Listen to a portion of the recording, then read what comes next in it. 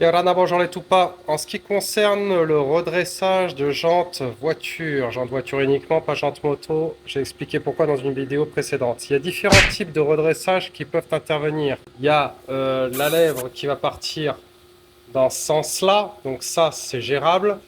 Tu peux avoir la jante en elle-même, c'est-à-dire cette partie-là, hein, la partie qui est ici, qui va prendre un choc et venir comme ça, donc ça c'est gérable. Ce qu'il faut savoir, c'est que quand on fait un redressage de jante, on est obligé de le faire à chaud, comme je l'ai expliqué dans la vidéo précédente. Redresser à froid, c'est prendre le risque que ça casse beaucoup plus vite, beaucoup plus fort. Redresser à chaud aussi d'ailleurs, mais le risque est moins grand. Il faut aussi savoir que d'une manière ou d'une autre, il va falloir décaper un peu la zone pour voir ce qui se passe, parce que des fois un choc fait qu'il y ait une fêlure en dessous qu'on ne voit pas et qui est sous la peinture. Je l'avais montré dans une des vidéos précédentes, je la remontre ici. Je ne sais pas si vous la voyez avec mon téléphone tout pourri de qualité cacapoule.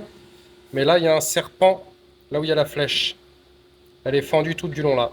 Et elle vient se fendre jusqu'à l'intérieur. C'est pas super net, mais elle est bien là.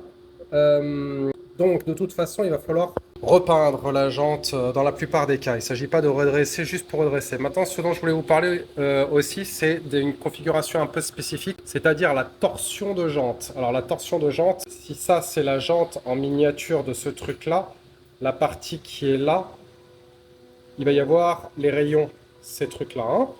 La torsion de jante, c'est ça. C'est un cas un peu spécial. Regardez bien les striures qui sont là. La jante en elle-même, elle fait ça. Regardez mes doigts et regardez les striures. Elle vient faire une torsion à l'intérieur. D'accord? J'écarte. Elle vient faire une torsion à l'intérieur. Ça peut arriver, mais le truc, c'est que vous ne pourrez pas récupérer cette partie-là parce qu'on va pas pouvoir le retordre à l'envers. Et plus important, les rayons que vous voyez là, tout le rayonnage qui est là, va venir se tordre sur son axe à partir de là.